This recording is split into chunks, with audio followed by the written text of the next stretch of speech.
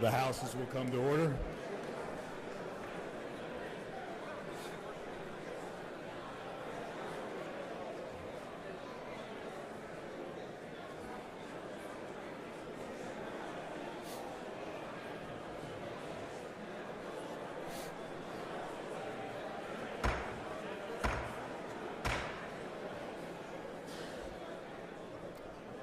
The houses will come to order.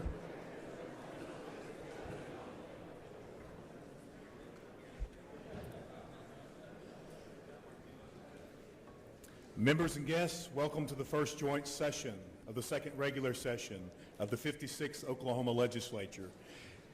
It is my pleasure to introduce the Lieutenant Governor of the great state of Oklahoma, Lieutenant Governor Todd Lamb, to preside over the joint session.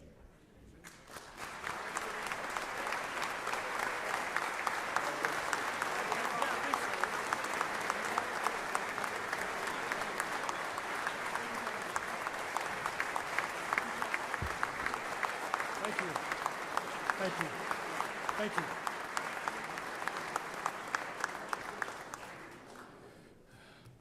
Welcome, ladies and gentlemen, and honored guests. It's my distinct privilege to call the first joint session of the second regular session of the 56th Oklahoma Legislature to order. You may be seated, by the way.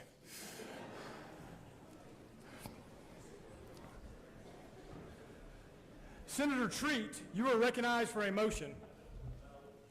Thank you, Mr. President. I move that the attendance roll call of the Senate be considered the roll call of the Senate in joint session. Members who've heard the motion, all in favor say aye. Aye. Opposed, nay. The ayes have it. The motion is adopted. Representative Eccles, you are recognized for a motion. Thank you, Mr. President. I move the attendance roll call of the House be considered the roll call of the House in joint session. Members who've heard the motion, all in favor say aye. Aye. Opposed, nay. The ayes have it, and the motion is adopted. I hereby declare a quorum of the House and Senate present, and a joint session of the Oklahoma Legislature is duly assembled. Ladies and gentlemen, serving as our chaplain today for the joint session is Pastor Bill Leverage of Crossway Church in Sulphur, Oklahoma. Pastor Leverage is sponsored by Speaker Charles McCall. Would the members and guests in the gallery please rise as you are able for the invocation? Following the invocation, please remain standing for the posting of the colors by the Choctaw High School Air Force Junior ROTC. Pastor Leverage.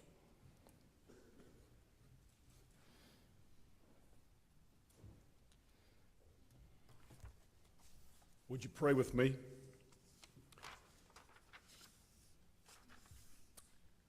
Father in heaven, I want to acknowledge today your greatness and the fact that your name is above every name. I want to acknowledge your faithfulness to me personally and to our wonderful state and our great nation. Lord, I ask you to give these men and women your guidance and direction. We know that they have a very difficult task, and pleasing everyone will not be possible. Help them to put aside self-interest, petty differences that do not matter, and to stand firm on those things that do matter. Lord, that they could find common ground and work together for your glory and the good of the people. I pray that when they lay their heads down at night, they can be at peace, knowing that first and foremost, they did what was right in your eyes.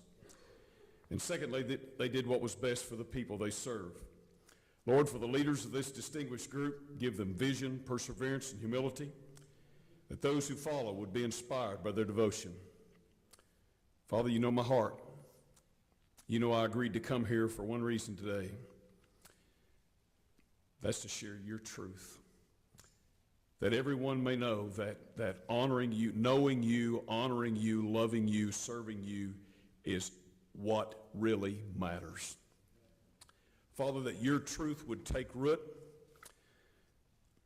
in us all. I thank you for that blessed hope that we have in the precious name of Jesus Christ. And all the people said, Amen. Amen.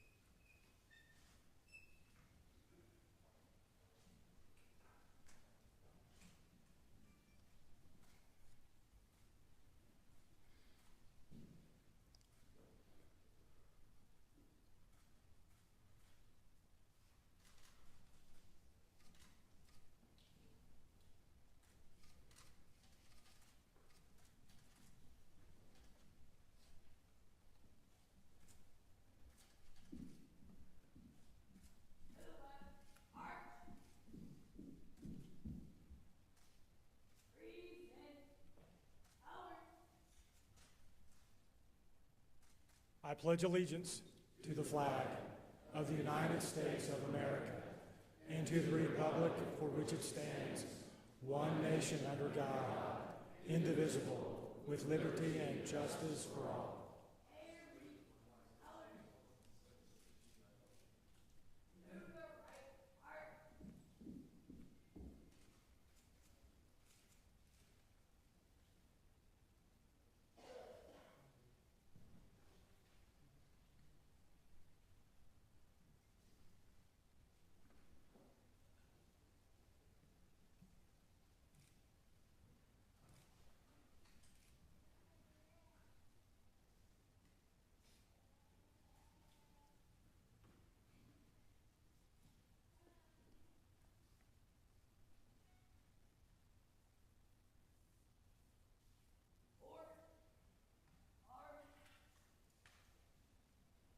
You may be seated.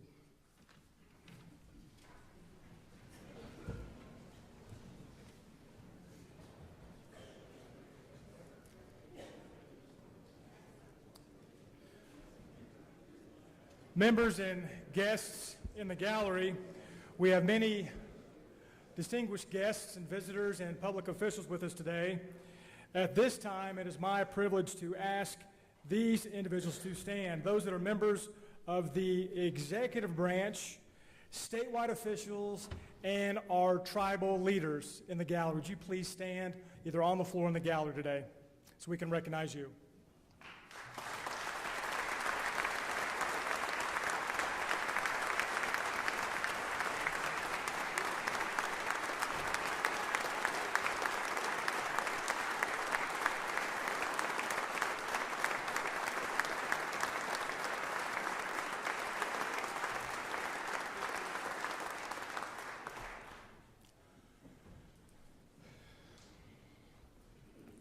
Ladies and gentlemen, it is my distinct pleasure to announce the arrival of the Oklahoma Court of Civil Appeals. Please stand as you're able as the House Sergeant at Arms escorts them into the House chamber.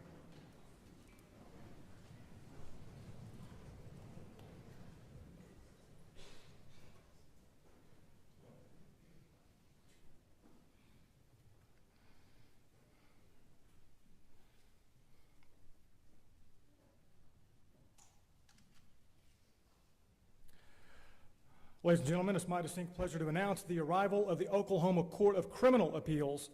Please remain standing as the House Sergeant at Arms escorts them into the chamber.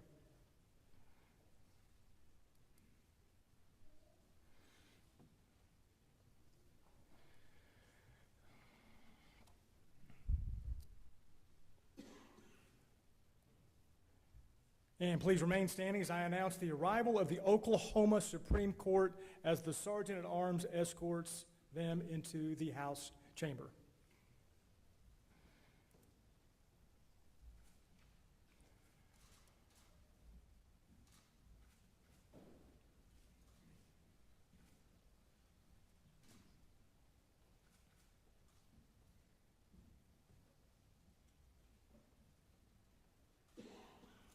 You may be seated.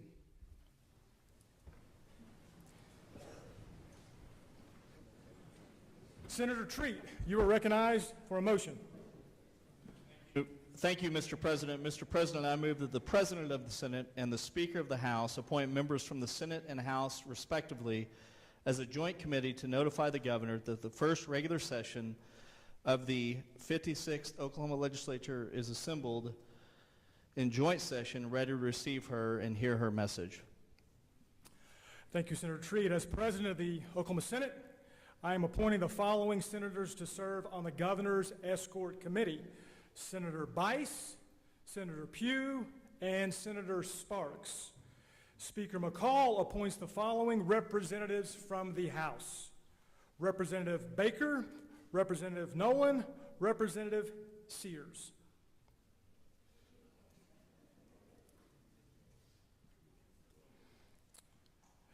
The chair recognizes Senate Sergeant at Arms Bob Craig for an announcement.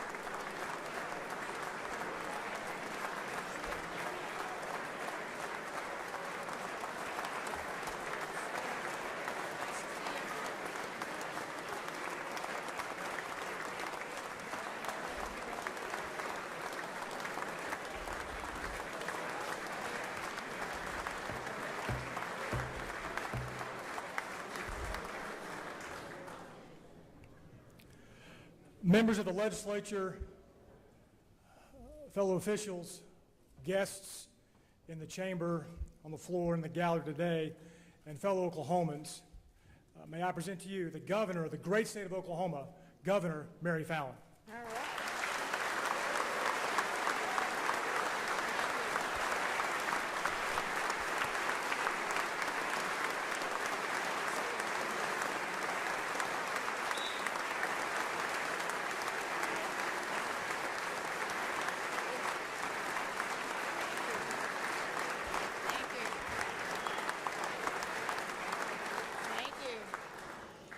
Thank you very much.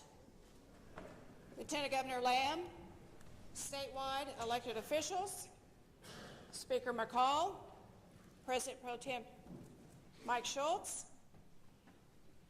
members of the court, honorable senators and representatives, cabinet members, statewide elected officials, and our tribal leaders that have joined us here today, and most of all, the great citizens of the state of Oklahoma. Welcome. It's good to have you all here.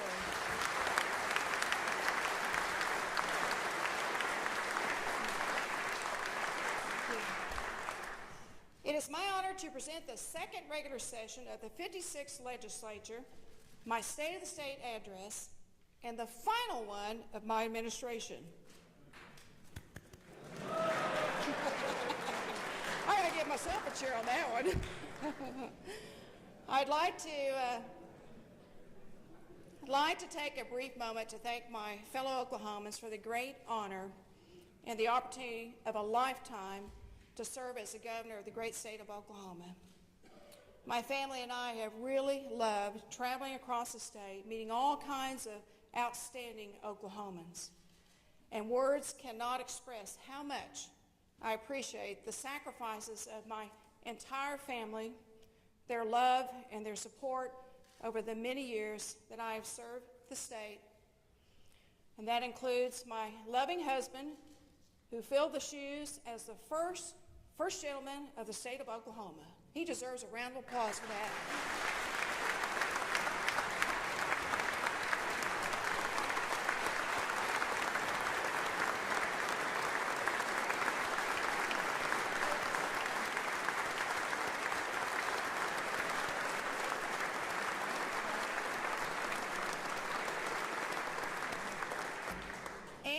Combined 6 children. 2 of our children have joined us here today. My daughter, Christina Fallin, who was 3 years old when I sat in the back of that chamber, second to the last row, right up this aisle, whoever's sitting in my seat there, as a freshman legislator, and my son, Price, who was 4 months old when I started my legislative career. He's out of state right now on a business trip, of course, because he's older now. I also have with me my stepson, Adam, and his wife, Elizabeth Christensen, have joined us here today. Thank you guys for coming.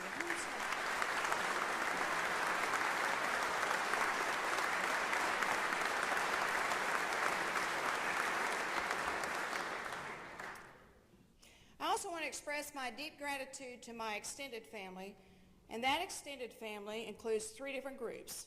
First, my faithful prayer partners, and there are many who are in this room. Thank you so much for your love and support and your prayers. My cabinet members and my staff, both past and present, that have joined us here today. Cabinet members, staff that are here today, thank you for your devotion and your service to the state of Oklahoma. I really appreciate you over these years. Thank you so much. And my informal advisory board, now these are composed of dozens, maybe even hundreds of people who intercept me down on Northwest 23rd when I'm getting a Diet Coke at On Cue. They make sure that I slow down and that I listen to their wisdom and their concerns and a little bit of common sense they like to share with me, my fellow Oklahomans. I also want to thank our legislators and our other elected officials who have joined us here today. Thank you for all of your hard work and your service and your sacrifice to the state. We know it takes a tremendous amount of time away from your family and your job, and we appreciate you. Now, we set many goals since 2011. We've accomplished much, but there are still many more opportunities ahead of us. And legislators, it's great to see you back again. which I know hasn't been very long ago. What's it been, about a month now? But we're glad to have you back here, and seriously, I do appreciate your service to the state, your time and your efforts during this past year, and agreeing to come back for 2 calls of my special sessions. I appreciate that. I feel we are making great progress, but I do understand it's been very challenging, it's been very difficult this past year for all of you, so thank you for your service. Glad to have you back here. Now, tradition tempts me to take this opportunity to reflect on the past 7 years of what has been my blessing to be able to serve as governor of the state we all love. But today is not for yielding for tradition. Today is not to look over our shoulder and think about the past, but today is a day that we press forward for a better future for the state of Oklahoma. And that, my friends, is the last you're going to hear me talk about today, the previous 7 years of my service as governor. Instead, let's focus on the future and make sure that we recognize and embrace the opportunity we have in front of us. You know, the Constitution of the state of Oklahoma makes it my duty today to provide a budget and to report on the health of our state. Neither duty, however, will be fulfilled by what I say here. The budget and the health of our state are not mine to determine. Instead, both will be decided by what this legislature does in the next couple of weeks. Let's make no mistake about it. This is an historic, defining moment before us. What we do as a unified group of people elected by the citizens of our great state could be considered the moment in time that changed Oklahoma. We are in a very unique period as this legislative session begins with a concurrent special session. We also are at a special time in Oklahoma's journey because of the prospect of a brighter path forward is so very near. Only in Oklahoma would a group of private business and community leaders that care enough to work so tirelessly in a bipartisan manner to sculpt a series of budget and reform compromises that could bring new life into the entire state and put us on a better course. Only in Oklahoma can we gather in this house of the people to demonstrate yet again what we know is at the heart of Oklahoma. The basic truth is this: when the hardest challenges come, when a crisis threatens, that's when Oklahomans as one rise up to show our state, our nation, and the world what we have always loved and called the Oklahoma Standard.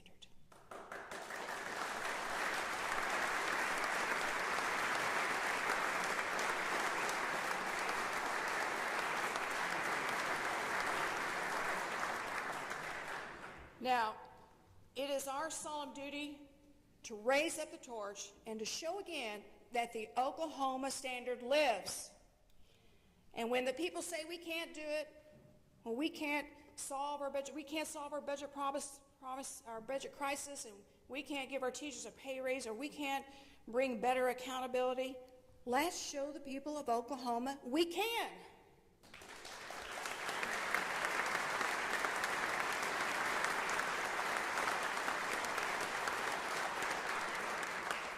Tradition also tempts me again to now talk you through all the elements of the budget package that you'll be considering. Instead, the proposed budget is detailed and the materials have been provided to each of you. But now we are all familiar with the choice that's before us, with a Step Up Oklahoma plan. Yet for all of us, there frankly are parts of it, what is proposed, that we may want to embrace, and there are parts that we may want to reject. But our goal this session should be to fix the chronic budget crisis, address the important policy goals that are in front of our state. There are no perfect solutions or plans. We know there is no perfect legislation. We also know that compromise is at the very core of the budget on which you will vote. Just as compromise formed the foundation of America, I believe compromise can fortify the foundation of Oklahoma.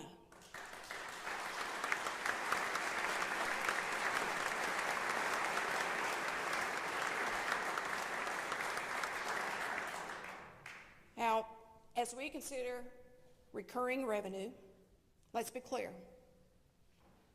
It's not revenue alone that gets us to a place of budget stabilization. We have to include reforms as well. My budget includes money for agency performance and accountability efforts, which will ensure the public confidence and help us bring forth the resources that need to be spent appropriately and to be able to address the public confidence that we have lost a little bit of in our state governments. That accountability, that transparency will go a long ways. But we also have to remember that our state is at a crossroads. The actions that we take will be a game changer. It's time to decide what future we want our families and our children to have. One path would be to continue year after year with the air of uncertainty that consumes our thoughts, drains our hopes, like the old saying, robbing Peter to pay Paul, and then, frankly, Paul runs out of cash. You heard that before? If we are to effect change, we can't keep doing the same old thing and expect a different result.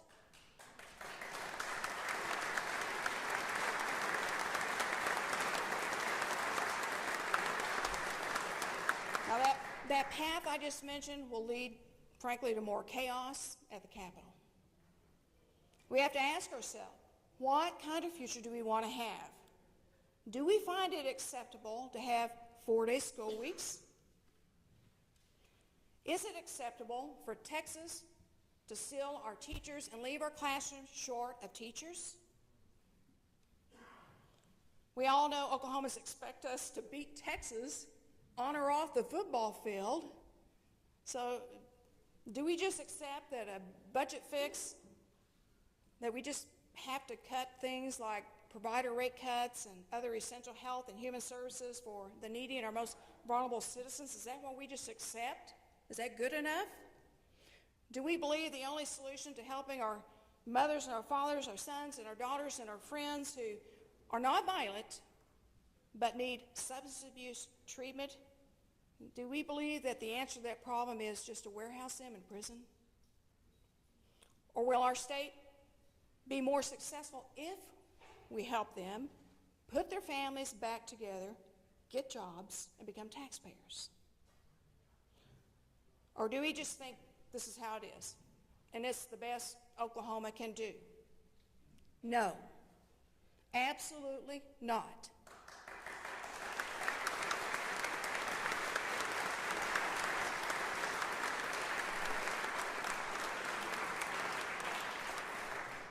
We can do better, and we must do better, and we need to dig down deep in our souls and recall the Oklahoma standard of neighbor helping neighbor, as we did during the Murrah federal bombing tragedy. We need to restore the attitude that we are Oklahoma strong. We can fix it like we felt after the Moore tornadoes. We all joined in and we fixed it. And in the face of crisis, Oklahomans come together and they solve the problem. The people of Oklahoma expect excellence and demand that we solve our state's problems. And frankly, that is why we were elected. To lead, to roll up our sleeves, get to work, solve the problems, find solutions. And this is a defining moment for our state. We have two clear choices. We can continue down the road with a path of sliding backwards, or we can choose a second path, which is to say, enough is enough, we can do better, we deserve better, our children deserve better too.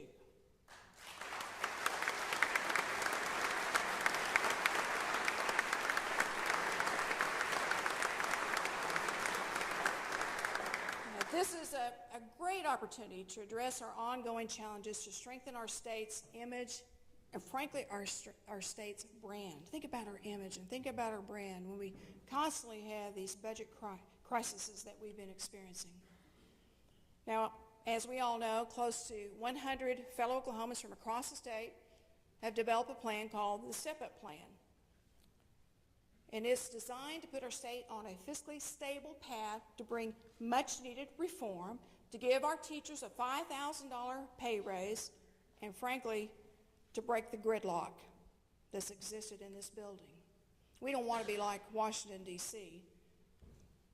And because of the urgency of this situation, this outside group, in a very short period of time, has endorsed both reforms and some revenue. They support ideas that, frankly, are against their own financial interests in order to further the state's interests. They have come together to help this legislative body unite behind a plan to move Oklahoma forward, and they did it because they love Oklahoma. We love Oklahoma. So now is our time to step up, to be courageous, to do our job, and to pass this plan.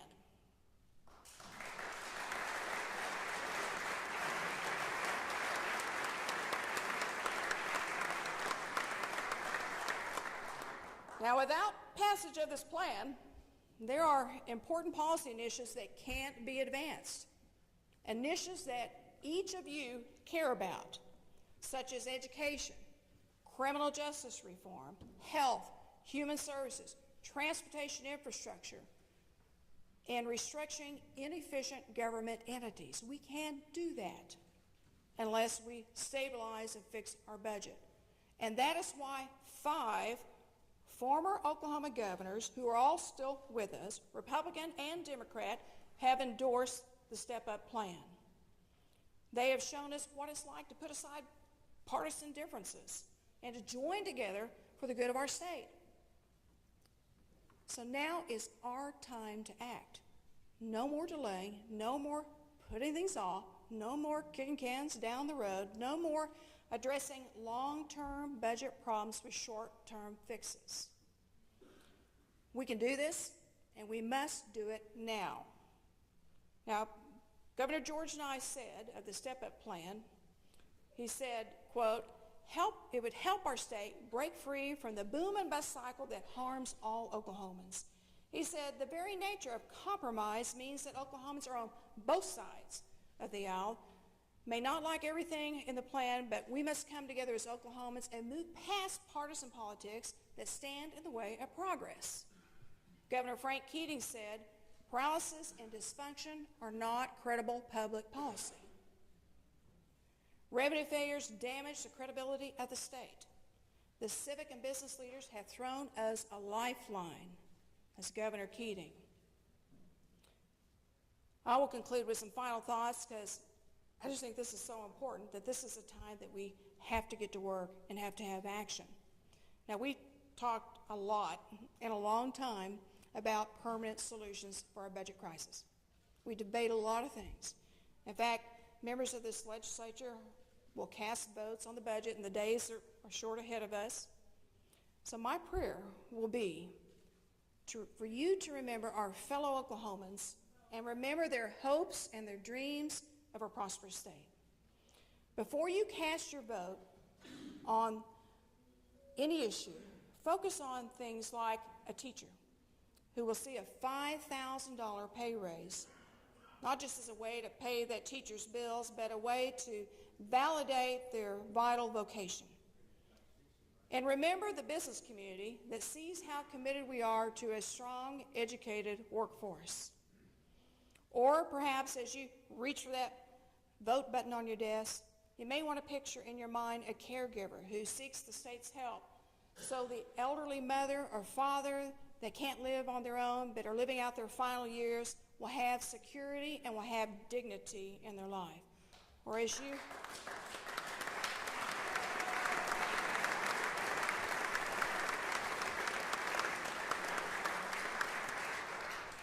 Or maybe before you vote, think about some young college students that are up here. College students, glad to have you here. I see you waving. Good to have you here. Think about how much of their future and that of an entire generation of Oklahomans rests with the decision you will make if we appropriately fund education. Remember the important policy initiatives we have implemented already. Smarter on Crime, for treatment with those that have substance abuse or mental health issues and how that affects our state's success. And by the way, too few Oklahomans are getting the treatment they need for substance abuse and mental health issues and are instead winding up in our criminal justice system. We need to stop warehousing moms and dads and sons and daughters in prison when many just need some substance abuse treatment.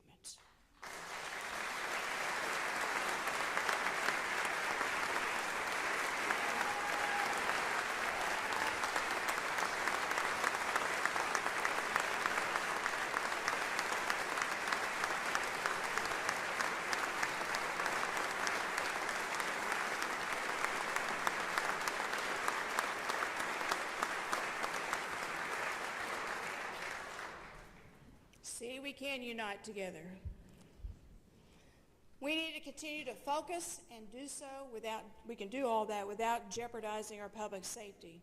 Now, there are bills that have been proposed by the Oklahoma Justice Reform Task Force that are smart, data-driven solutions that can safely and prudently fix our criminal justice system. So send those bills to me and I'll sign them.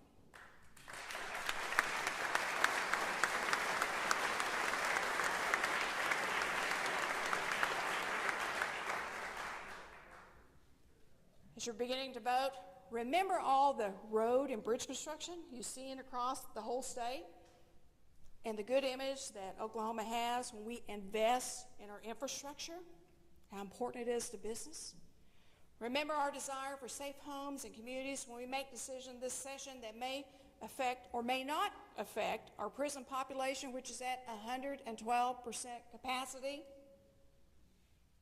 Remember the great policy strides we made to enact on the Department of Human Services Pinnacle Plan to meet the needs of abused or abandoned children. We have more safe, loving foster care homes now because of the work we've done.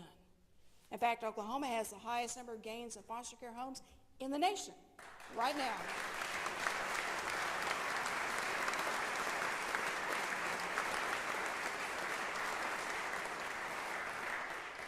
Ronald Reagan once said, and he reminded us, that America is too great for small dreams. Friends, Oklahomans deserve more than small dreams.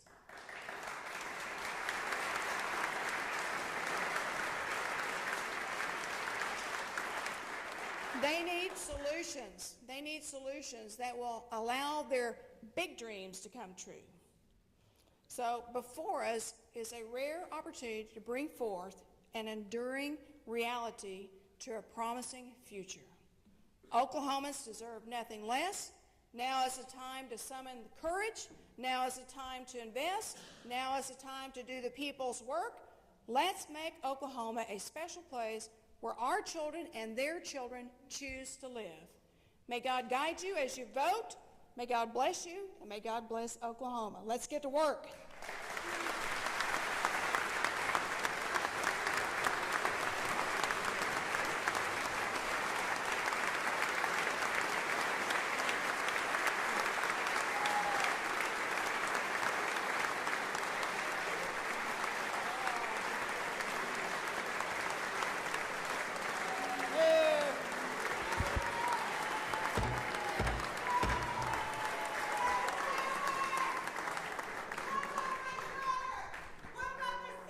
Clear the gallery, please. Sergeants, clear the gallery. Sergeants, clear the gallery. What about Traffic Angel? Sergeants. Sergeants. I want to keep my daughter here. You are no governor of your word. You promised to meet with me over 4 years ago. You Sergeants.